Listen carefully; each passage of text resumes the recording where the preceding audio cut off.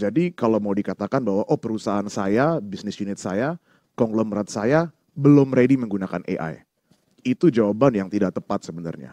Memang perusahaan yang sudah memiliki infrastruktur yang baik, semua datanya sudah digitize, sudah index, ada data lake-nya, dia bisa menikmati more from AI. Mereka cuma pikir yang penting kerjaan tugas selesai gitu kan, pakai AI gitu. Padahal dia nggak tahu yang dikerjain salah. Seperti itu. Ditanya dari mana? Dari ChatGPT. Ya ChatGPT padahal akhirnya kita ngebimbing. Karena AI akan mempengaruhi semuanya lah. Aku mungkin di bisnis finance gitu ya di Nanovest. Tapi juga AI itu sangat mempengaruhi semua yang ada di bisnisnya mining, ada juga yang di bisnisnya real estate, ada yang di bisnisnya mungkin edukasi dan yang lain sebagainya. Ini betul-betul teknologi yang istilahnya bakal mempengaruhi semuanya lah. Kemudian sebagian dari pekerjaan itu di take over oleh AI, berarti kita punya lebih banyak ruang untuk melakukan sesuatu yang lebih impactful.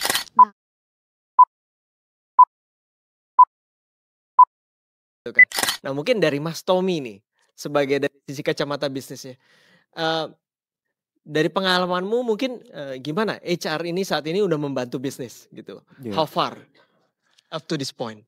Jadi mungkin aku jawabnya gini ya, kalau dari sisi HR, aku sebenarnya I'm a big believer of people based business.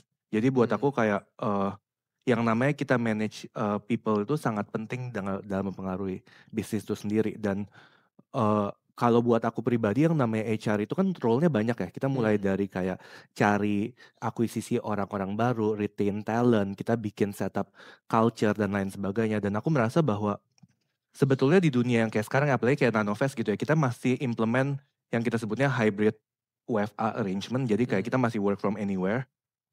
Dan dengan seperti itu culture-nya, sebetulnya peran HR lebih penting karena makin susah sebetulnya kita untuk make sure orang-orang itu mengerti lah masuk ke visi yang sama dengan pola kerja yang work from anywhere gitu kan.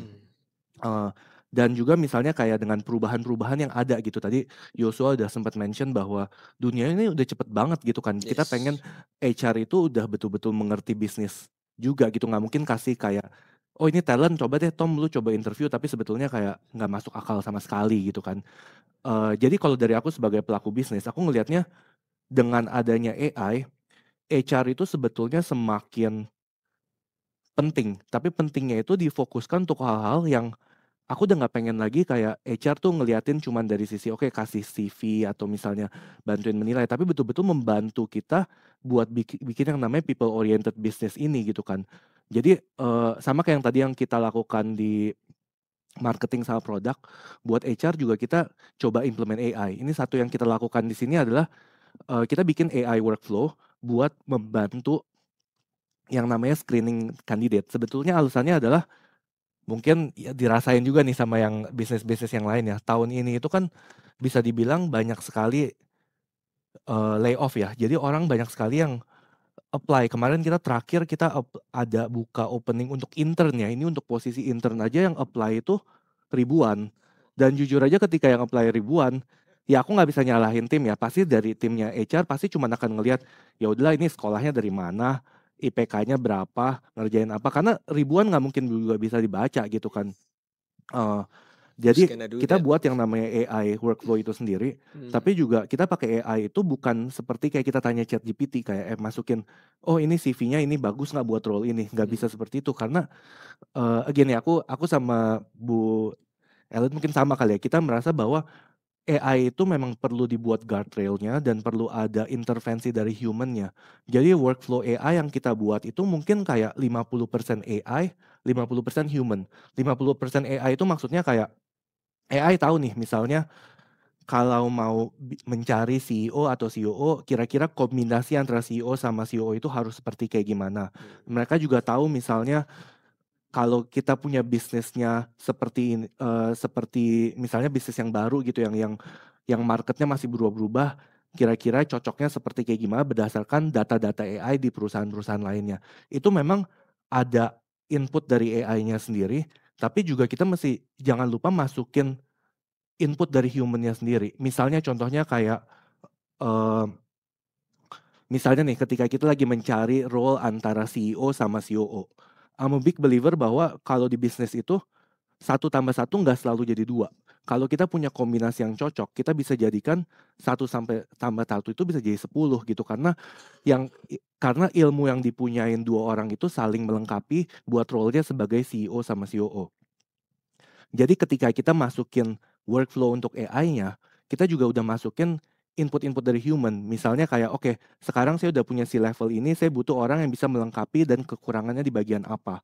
Atau misalnya kita lagi butuh untuk, misalnya nih kita ada permintaan dari bosnya lebih nyambung dengan ngomong orang-orang yang punya background di STEM misalnya. Kita akan masukin input-input itu sendiri dan disesuaikan dengan data company kita. Kita kan juga udah punya nih misalnya selama 2 tahun, 3 tahun terakhir company kita KPI-nya itu seperti kayak gimana. Dan itu kadang-kadang orang yang tadinya kita masukin ke kita sebenarnya nggak yakin nih, ternyata jadi overperformer gitu kan. Jadi ketika kita bikin AI workflow buat HR itu kita selalu masukin elemen antara human sama dari AI-nya. Dan mungkin yang terakhir dari sisi security-nya juga kali ya, karena kan data-data ini data personal ya. Jadi ketika kita bikin yang namanya AI workflow, kita selalu berusaha bahwa semua datanya itu nggak di-store di cloud, nggak store di server sentral, tapi di store-nya memang cuman di local servernya kita aja gitu. Itu aja sih kalau dari aku.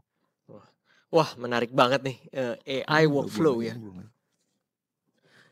Ini kayaknya mungkin kita dari HR perlu belajar nih sama Mas Tommy nih gimana, atau mungkin kita bisa copy mungkin AI workflow. Kalau ini sebenarnya aku sebenarnya dibantuin sama HR juga sih. Oh Kan iya ya. justru kita tanya kalau dari aku sebagai pelaku bisnis kan kita mungkin ada kepentingan tertentu nih. Kita biasanya misalnya contoh kayak gue punya talent nih. Talent gue ini tolong lu jagain dong. Buat ngejagain satu talent aja kita biasanya tuh mungkin bisa ngajak ngomongnya bisa setengah harian sendiri gitu kan. Karena kita ya mungkin mau curhat dan lain sebagainya. Tapi biar gimana pun di era seperti ini dengan semuanya pada kerja work from anywhere, people aspeknya itu sangat penting gitu. Human touch-nya itu penting. Tapi banyak yang kayak karena udah AI gitu ya semuanya kayak udahlah HR-nya jadi nggak tahu sebetulnya ngerjain apa. Tapi kalau menurut aku justru kayak yang human aspect of HR ini justru harusnya semakin banyak kita manfaatkan karena kan waktunya bisa hopefully kayak tadi ya screening CV udah dibantuin pakai HR, kita ngelakuin succession planning, HR udah bantuin buat ngelakuin scoring dan lain sebagainya. Tapinya ya ada hal-hal yang human touch yang sebisa mungkin kalau bisa justru dengan HR dengan adanya AI ini aku harapannya HR is even more human gitu karena memang ada waktu buat dipakai buat ngerjain More yang human related gitu kan. For human touch ya. Oke, ini udah mulai shifting nih. Tadi kita ngomongin terkait dengan kemampuan AI gitu kan. Nah sekarang gimana people-nya sebagai penyeimbang nih Bu Ellen nih. Gimana people-nya sangat krusial terutama pengambilan keputusan. Karena kita tahu ya in most cases AI bantu kita ngambil keputusan tapi human itself yang mengambil keputusannya. Gimana Bu? Ya memang kalau bicara mengenai pengambilan keputusan ya, memang AI akan membantu kita laying out the data in a structured way dengan cara yang mungkin lebih mudah untuk kita menarik kesimpulan. Tetapi at the end nanti memang pengambil keputusannya adalah human yang juga saya kira perlu memiliki beberapa katakanlah kualifikasi mungkin ya, kualifikasi untuk bisa mengambil manfaat yang optimal dari adanya AI seperti ini. Jadi yang pertama pasti nomor satu kalau udah ada datanya disajikan semua, yang paling penting adalah membaca datanya. Kalau membaca datanya juga belum membaca data tuh bukan oh ini naik ini no, tapi the insights, oh kalau ini naik ini terus ini maksudnya apa gitu. Jadi data analytics, gaining creating establishing insights itu menurut saya perlu. Dan yang kedua saya setuju banget tadi yang dikatakan oleh Pak Yosua bahwa sebenarnya seorang HR itu harus make sure bahwa kita ini we stay relevant to the business, tahu bisnis ini mau bikin apa dan bagaimana kita bisa jadi impactful. Jadi harus tahu konteks bisnisnya dan juga underlying things yang barangkali tidak ada di dalam organisasi, seperti yang tidak tertulis di organisasi. Seperti misalnya unspoken value atau the mission yang sebenarnya di carry di luar yang ditulis sebagai KPI kita, tetapi ada certain mission yang di carry. Ini yang sebenarnya as an HR kita memang mesti punya ini supaya kemudian decision yang kita buat itu adalah memang decision yang paling mumpuni dan paling tepat untuk addressing the business problem itu kalau menurut saya ya. Jadi ada banyak ada banyak aspek ya, termasuk seperti tadi making sure bahwa kita membawa aspek human-nya. Jadi bicara mengenai empati, memahami situasi itu menurut saya juga bagian yang tidak terpisahkan pada saat kita mengambil decisions, apalagi decisions yang hubungannya dengan people. Thank you Bu Ellen ya. Jadi it's not easy ya. Kita juga harus banyak aspek dari sisi humanity-nya. Nah, sekarang ke Pak Leo nih Pak. Tadi kan kita udah ngomongin dari sisi humanity, terus kemudian pengambilan keputusan. Nah, sekarang di sisinya Pak Leo, ketika dalam lingkungan kampus itu pendekatan literasi AI seperti apa yang perlu dibedakan antara mereka yang user menggunakan AI atau mereka sebagai next-nya kan akan jadi supervisor, mereka akan supervise the use of AI dan yang tadi pengambilan keputusan. Nah, cara mengedukasinya atau literasinya beda-beda kan pasti Pak. Gimana tuh Pak? Makasih. Jadi kita mempersiapkannya itu yang tadi saya bilang, bagaimana sejak awal kita mengedukasi mereka supaya lebih care terhadap tools-tools AI ini. Jadi tujuannya satu, pada saat dia mungkin karir-karir awal, dia yang akan diperiksa kerjaannya oleh atasan. Tapi kalau jenjangnya meningkat, dia akan tahu bawahannya ini, dia ini udah promptingnya udah benar belum? Atau yang tadi Pak Yusua sajikan itu kan, banyak software-software yang digunakan. Milih softwarenya udah benar belum? Jangan sampai dia menggunakan software marketing buat HR untuk case yang salah. Kan pasti ya tadi garbage in, garbage out seperti itu. Jadi dia perlu mengetahui cara-cara prompting yang benar, apalagi nanti pada saat dia udah jadi C-level. Pada saat C-level kan dia harus mengambil keputusan. Jadi di software yang benar, prompting yang benar, waktu yang benar juga tentunya. Jangan sampai dia ambil keputusan sesuatu yang merugikan seperti itu. Jadi kita mempersiapkan seperti itu, termasuk nanti mungkin dibahas lebih lanjut oleh Bu Ellen sebagai SR, etikanya. Karena ya manusia itu harus beretika seperti itu. Jadi bagaimana dia menggunakan ini, apalagi tingkatan lebih tinggi, etikanya harus lebih baik. Seperti itu. Thank you Pak Leo. Jadi tadi kalau saya tangkap satu, tools yang benar, terus kemudian timingnya juga pun harus benar ya. Oke. Nah, ketika kita ngomongin tools nih Bu Ellen, ya. Kan tadi sudah sempat di-sharingkan sama Mas Joshua juga beberapa tools-tools yang menarik tuh, ada Perplexity dan ada yang lain-lainnya. Nah, apa kriteria yang Ibu terapkan ya, terutama di HR nih dalam pemilihan tools-tools itu? Terutama tadi sangkut pautnya dengan etika, tools mana yang kira-kira cocok gitu ya diadopsi oleh HR? Nah, kriterianya seperti apa tuh? Ya, jadi memang kalau bicara mengenai pemilihan tools ya, memang yang pertama memang tools-nya itu juga harus menjawab business problem yang mau kita jawab gitu ya. Tadi kalau contohnya mau tools-nya tuh kita maunya business problemnya A, tetapi tools-nya sebenarnya lebih banyak memberikan jawaban untuk sebuah business problem yang B. Jadi menurut saya itu lebih itu nomor satu yang mesti kita lihat. Kemudian yang kedua adalah sebenarnya juga kalau kita bukan cuman menyelesaikan atau memberikan solusi terhadap business problem, tetapi saya kira HR ini kalau mau pakai tools juga memang kita juga mesti bisa yakin bahwa memang alat ini sebuah alat yang memang dibuat dengan cara yang responsible, I would say. Jadi misalnya dari mana data itu didapatkan, bagaimana kemudian data itu disimpan, di-secure, itu saya kira juga sesuatu yang perlu karena kan apalagi datanya HR ya, ini datanya kebanyakan semua data personal gitu. Kalau diambilnya nggak tahu juga dari mana datanya, kadang-kadang kan ada nih kalau yang biasanya saya kalau ketemu sama vendor, "Oh ya data kita punya sekian ratus ribu data." Nah pertanyaan saya ini datanya dari mana? Kamu mendapatkannya dari mana gitu.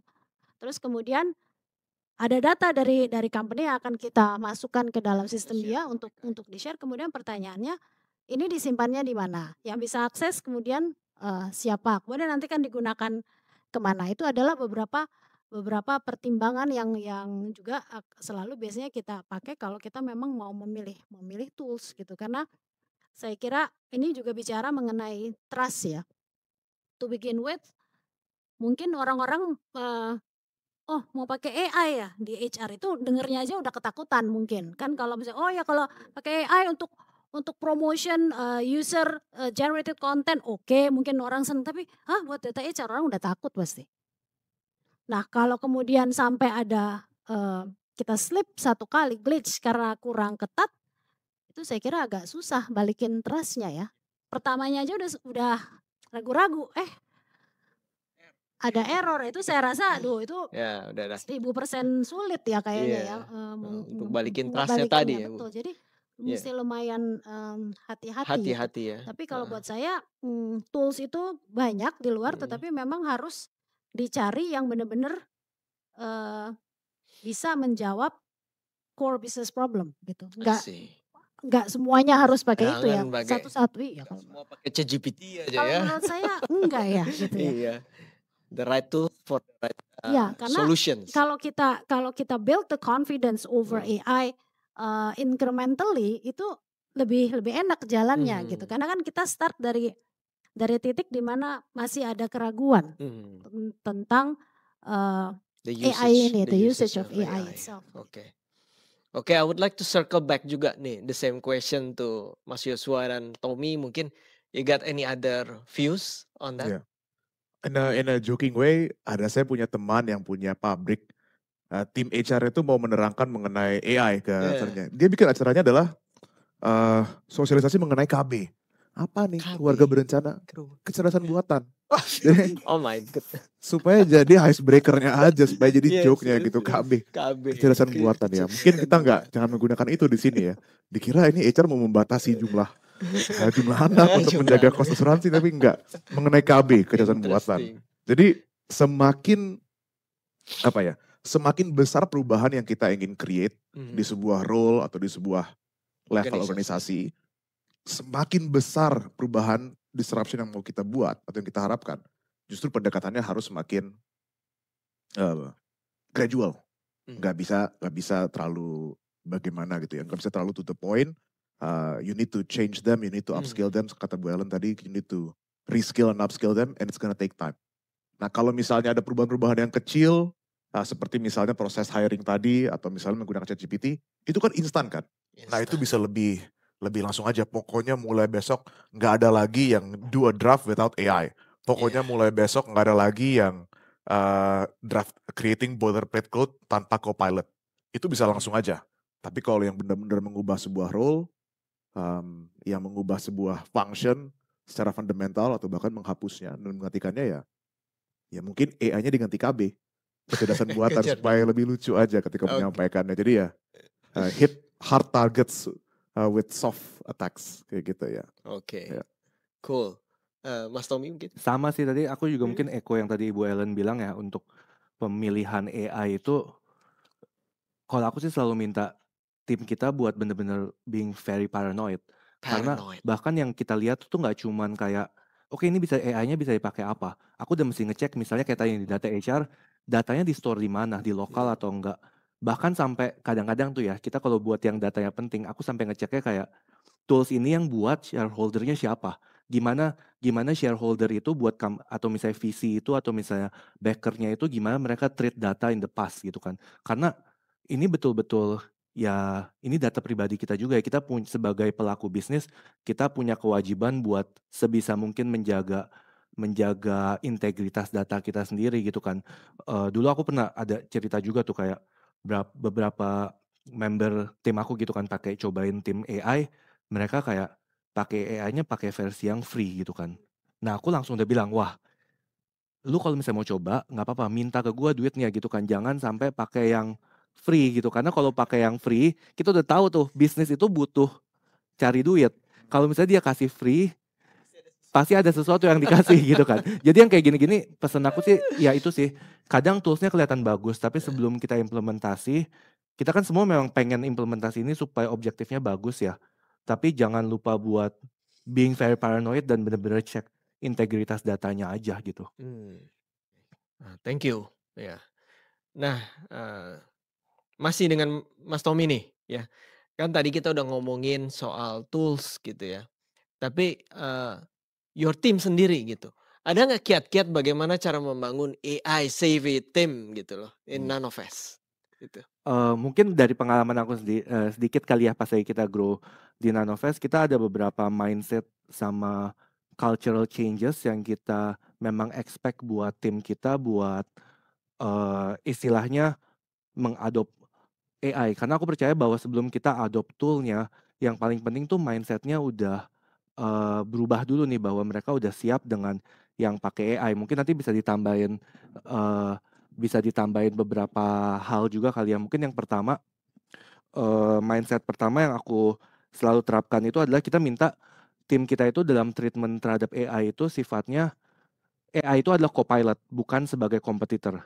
Mungkin dari nanti Mas Yosua lebih ngerti lah. Ketika kita ngomong nanti udah ke eranya AGI, mungkin udah beda ya. Mungkin AI can be the competitor. Tapi kita kan sekarang ada di era di mana mungkin kita sama-sama masih memperdulikan etikanya dan lain sebagainya. Hopefully AI itu jangan dianggap sebagai kompetitor, tapi sebagai copilot. Kita mau bahwa AI itu selama dia bisa membantu pekerjaan lebih mudah, ya nggak apa-apa. Kita jangan pernah takut buat kita jadi kalah oleh AI. Dan ini unfortunately ya biasanya orang-orang yang jago justru mereka yang kadang-kadang tuh parno. Karena mereka kayak, aduh gue udah biasa dengan cara begini, gue udah sukses dengan cara begini, takut buat berubah. Sama mungkin yang kedua, ini kaitannya balik ke pemilihan tools tadi gitu ya. Kalau aku, I'm actually a big believer bahwa workflow is the most important. Workflow is first, second is the tool. Karena kalau kita cuma ngomong kayak, oke, kamu udah pakai Copilot atau belum? Udah pakai ChatGPT atau belum? Biasanya responsnya mereka kayak, oh gue udah pakai kok, gue udah pakai buat nanya-nanya, buat curhat sama ChatGPT dan lain sebagainya. Tapi yang kita harus fokuskan tuh yang namanya AI itu harus mengganti cara kerja bisnis proses kita, workflow-nya harus berubah dan memang AI is at the center of the change gitu kan. Jadi aku selalu minta ke tim kita bahwa fokus ke workflow dulu karena kalau kita udah tahu apa yang mau diubah, kita tahu ini objektifnya dengan pakai AI lebih bagus gimana. Terus yang ketiga, aku selalu bilang bahwa we need to have a bias towards implementation. Ketika kita ngomong soal tools ya, flow kita selama ini kan ketika kita cobain tools tuh kadang-kadang kayak procurement-nya kita ngelakuin proses procurement-nya aja 3 bulan sendiri gitu misalnya. Sedangkan kalau yang namanya AI, produk yang hari ini keluar sama minggu depan udah bisa beda banget. Iya. Juga misalnya kayak dari sisi procurement ya, biasanya kita selalu yang namanya cari tools itu kayak, oke gue mau commit buat 1 tahun. Karena kalau dapat commit 1 tahun bisa diskon 10%, 20%. Aku selalu bilang sama tim, kalau emang mau pakai AI, pakai aja semua toolsnya. Tapi belinya yang monthly dulu. Kita coba berhasil atau enggak, baru beli yang lebih panjang. Memang harga monthly per bulannya lebih mahal gitu kan. Cuman ya memang dunianya itu sangat berubah cepat gitu. Apa yang terjadi sekarang sama bulan depan bisa jadi beda gitu. Terus yang keempat, kita masih punya global curiosity gitu. Bahwa kita memang mengerjakannya itu cuman di, misalnya aku nih, ranahnya di financial gitu kan. Tapi aku tetap selalu belajar bahwa, gimana sih di industri yang sama di financial AI diimplement di luar negeri di Amerika gimana? Atau misalnya sekarang saya kerjain financial, tapi kalau misalnya di dunia consumer goods, apakah apa yang dilakukan gitu? Karena banyak sekali ilmu yang sebetulnya udah diimplement di negara lain atau di industri lain, tapi belum di tempat kita, tapi kita bisa duluan. Sama mungkin yang terakhir, ini pengalaman aku juga sih, aku selalu ngelihat bahwa AI itu partner, AI itu bukan, it's not a profit. Maksudnya adalah banyak orang tuh yang ketika udah pakai AI apalagi udah comfortable banget, mereka selalu bilang, "Oke, source gua dari ChatGPT." Udah bener gitu. Kalau zaman dulu aku kuliah ya, dulu zaman kita masih Wikipedia gitu kan, semuanya source-nya Wikipedia gitu. Tapi sebetulnya AI itu di-train untuk selalu menjawab. Jadi apapun pertanyaan kita, mereka akan selalu menjawab, walaupun sebetulnya belum tentu benar. Jadi aku biasa kalau ada ngelihat kayak begini, udah ngelihat trennya kayak orang-orangnya udah terlalu percaya sama AI, aku selalu minta tim bahwa, "Lu coba deh tanya AI buat hal yang lu sangat comfortable." Misalnya nih aku di dunia investasi, aku udah tutup mata juga udah tahu tren investasi 5 tahun terakhir di dunia crypto, stocks dan lain sebagainya gitu kan. Coba tanya mereka buat summarize hal itu dalam 5 tahun terakhir dan cek semua fact check data-datanya. Kalian bakal sadar ketika AI itu ditanyain pertanyaan yang kita sangat comfortable, sebenarnya tuh banyak banget salahnya. Jadi mungkin apalagi aku yang background-nya dari consulting ya. Background aku dari consulting itu ketika kamu ngomong sama semua consulting, ketika ke konsultan, mereka kelihatannya sangat percaya diri, kelihatan benar gitu kan. Tapi Bener. sebetulnya kalau di drill down belum tentu sebetulnya sama gitu. Jadi pesan aku juga buat yang pakai AI, kita selalu anggap AI itu sebagai partner kita. Jangan betul-betul kayak, oh source gue ChatGPT udah pasti benar gitu. Kalian harus coba build confidence juga bahwa kalian itu sebetulnya equal dengan AI. Jangan sampai kita udah kalah duluan, kita kayak, oh AI bilang begini ya gue ikutin aja. Padahal sebetulnya you need to be in control. Sama kayak ketika kita pakai consultant, kita pakai external vendor. Ketika kita membuat bisnis itu, mereka kita jadikan sebagai extra resources buat membantu kita mencapai target tertentu. Tapi jangan sampai semua decision makingnya itu dikasih ke AI. Karena kalau nggak ya, nanti dunia AGI malah makin cepat gitu kan. Itu sih kalau dari aku ya. Oke, ini menarik nih. Kebetulan saya juga sama beberapa teman waktu itu pernah melakukan eksperimen ya. Kita ngambil course-nya itu calculus yang sangat-sangat ribet gitu ya. Terus ada 100 pertanyaan. Apa yang saya dan teman saya lakukan itu, kita lempar semua pertanyaannya ke 2, ChatGPT and Gemini. Oh sama satu lagi kalau nggak salah Perplexity. Kita mau ngetes nih, kalau mereka ngejawab pertanyaan-pertanyaan itu seperti apa. Dan statistically speaking, ChatGPT yang paling oke gitu ya, di sekitar 70 Tapi tergantung pertanyaannya, Rick. gitu ya? Tergantung pertanyaannya apa, ada Heeh. beberapa yang mereka di train-nya juga Nah iya, lebih bagus juga dan apa yang terjadi hari ini belum heeh, tentu minggu depan bisa sama gitu, bisa. itu juga tuh yang menarik. Kadang-kadang begitu ditanya sekali salah, kita ask again, entar kadang-kadang bisa bener Iya gitu. betul, Dan kadang-kadang yang bener di Gemini, bisa juga salah di ChatGPT dan sebaliknya. iya. Kemarin Sudah aku sudah. malah ini baru aja keluar research-nya kemarin, NVIDIA yang buat gitu. NVIDIA kan sebagai pemain AI terbesar ya. Mhm, Mereka bikin riset dan menurut mereka in the near future bahkan tuh kayak kan kita terkenalnya LLM ya, large language model gitu ya. Mereka bilang ke depannya mungkin kayak small language model itu bisa lebih akurat dibanding LLM karena sekarang kan biaya semakin curve-nya makin murah ya semuanya kan. mmm, Dan kadang-kadang buat hal-hal yang semakin spesifik itu mungkin sebagian tools itu jauh lebih bagus gitu. Jadi mhm, makanya tadi aku bilang gitu kan, Gemini mungkin lebih bagus dibanding untuk satu hal, belum tentu lebih bagus buat hal yang ya, lain gitu kan. Dan agree. ke depannya mungkin malahan kita akan punya tools yang spesifik untuk marketing, spesifik untuk HR, Mhm, dan kita lihat aja gitu kan trennya bakal kayak gimana gitu. oke, thank you. Nah, tadi kita ngomong banyak soal prompt engineering ya. Nah, Pak Leo, eee, gimana sih, membangun, budaya dalam melatih anak itu untuk prompt engineering-nya supaya lebih baik baik dan lebih on the spot gitu loh. Iya. Jadi, waktu di awal-awal sebenarnya kami membiarkan mereka. Jadi karena kami perlu tahu dulu kondisinya seperti apa. Begitu Iya. kami sudah dapat, result dari tugas pertama, tugas kedua gitu, Mhm, baru kami mengajarkan bahwa AI itu juga mungkin salah. Bahwa AI itu nggak cuma ChatGPT, ada yang lain juga. yes. Terus dan yang tadi udah disebutkan gitu, versi free itu ada yang dikorbankan. Dan mereka akhirnya baru baru sadar gitu.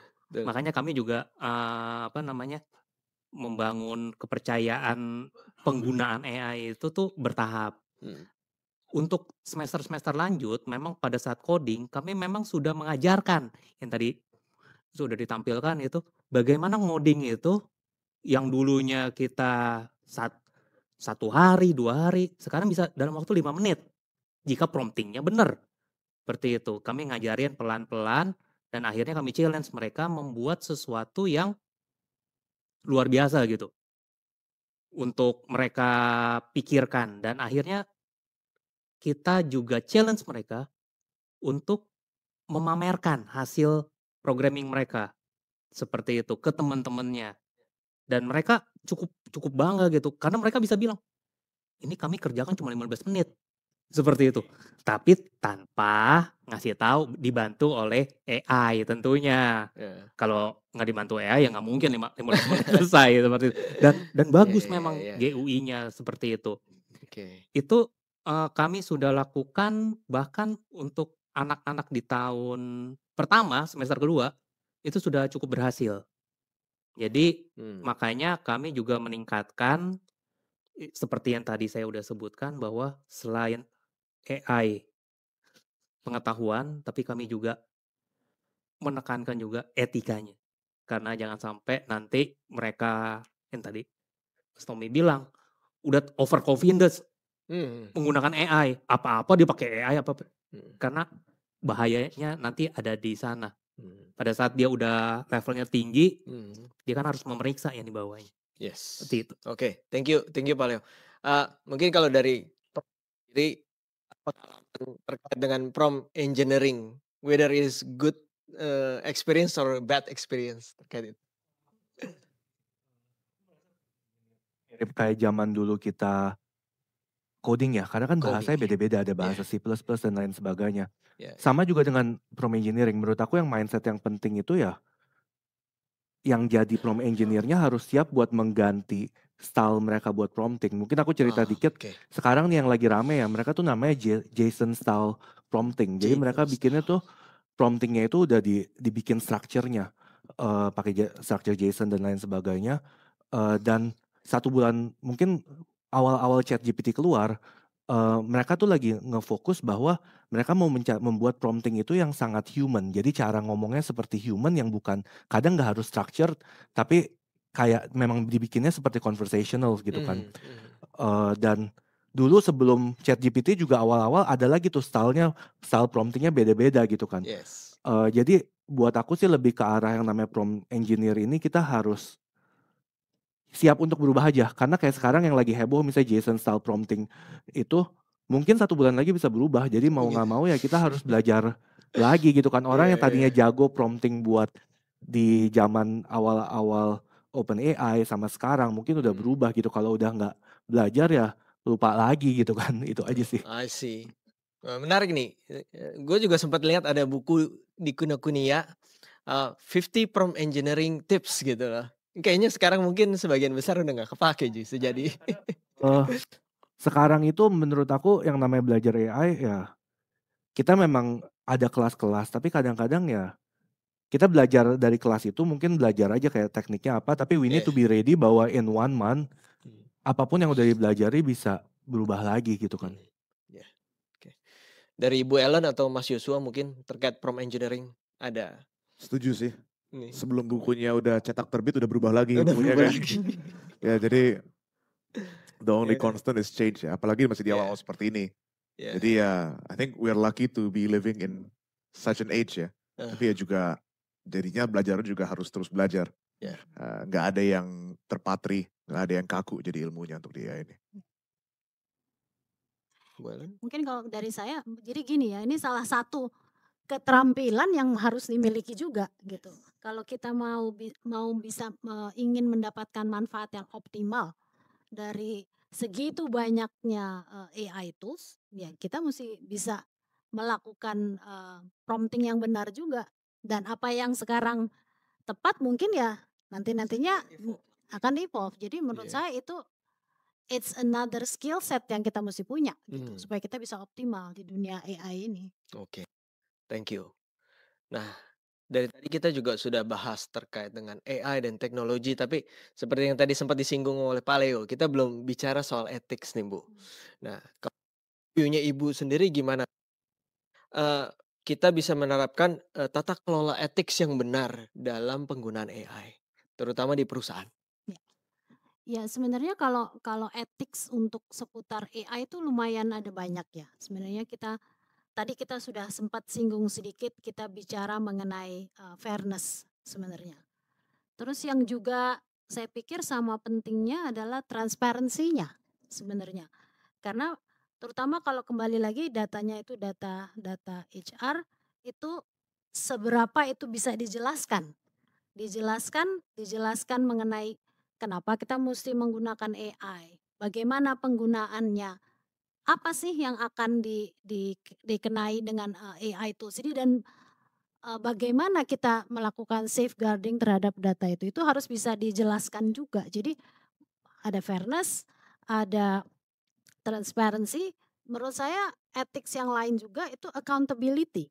Nah ini siapa yang accountable terhadap datanya gitu kan, jangan ya semua datanya di dump, nanti kalau ini kurang tepat atau ini siapa ya yang harusnya melihat, memperbaiki. Jadi menurut saya masalah accountability itu juga harus clear. Makanya saya setuju banget yang tadi disampaikan oleh Pak Tommy bahwa memang kita harus lihat flow-nya. Jadi bukan cuma dipakai alatnya aja habis itu selesai enggak, tapi lebih lihat lagi pada flow-nya. Dan yang keempat sebenarnya adalah privacy. Kembali lagi sejauh mana data-data personal itu kemudian dijaga sehingga privasinya tuh tetap ada.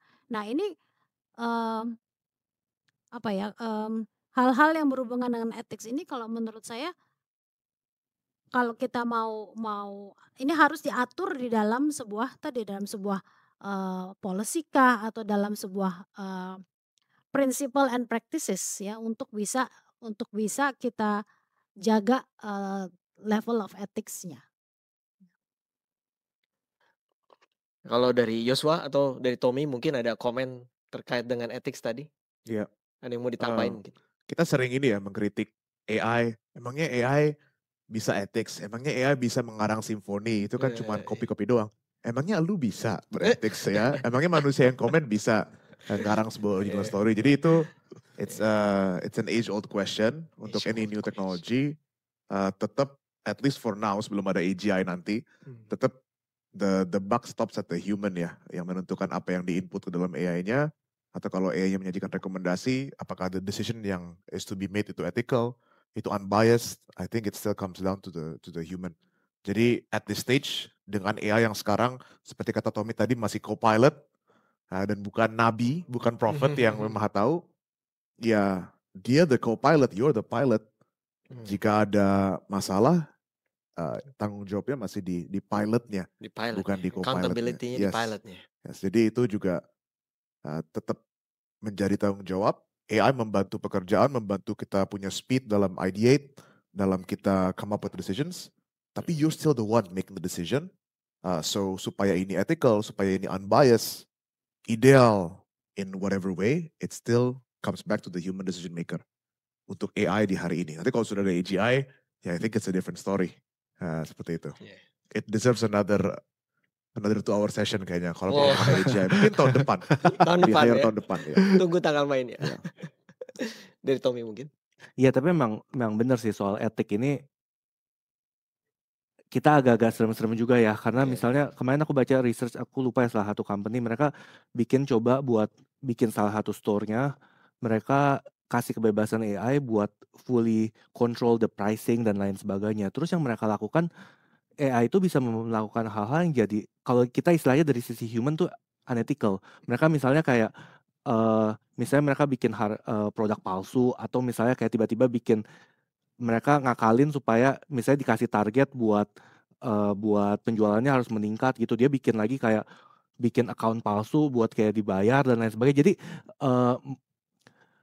Jadi namanya etik ini memang sesuatu yang menurut aku perlu diperhatikan juga ya. Karena yang namanya AI itu kan mereka goal oriented. Ketika kita kasih goalnya, mereka akan melakukan whatever they can to achieve that goal dan mereka nggak perlu kita masukin yang namanya kayak tadi pas lagi aku bikin workflow buat HR ya, kita selalu masukin kayak oke, ini memang AI kita kasih kebebasan tapi lu masukin nih dari sisi human itu guardrailnya tuh apa aja gitu. Karena di saat ini memang ya itulah yang membedakan manusia sama robot gitu kan. Kita yang memang bisa, dan kadang yang namanya etik ini kan kita bukan black and white ya. Kita juga dianggapnya kayak, oh ini, ya kita rasanya nggak enak aja sebagai human, kayak oke ini kayaknya nggak etis deh kita melakukan hal seperti ini gitu. Dan setuju sama tadi yang sama Yosua bilang juga gitu kan, bahwa ya sekarang karena eranya memang era copilot, kita bersama-sama dengan AI, kita make sure kita pakai AI itu untuk kepentingan bersama dan dengan memperhatikan etiknya itu juga sendiri gitu kan. Jangan sampai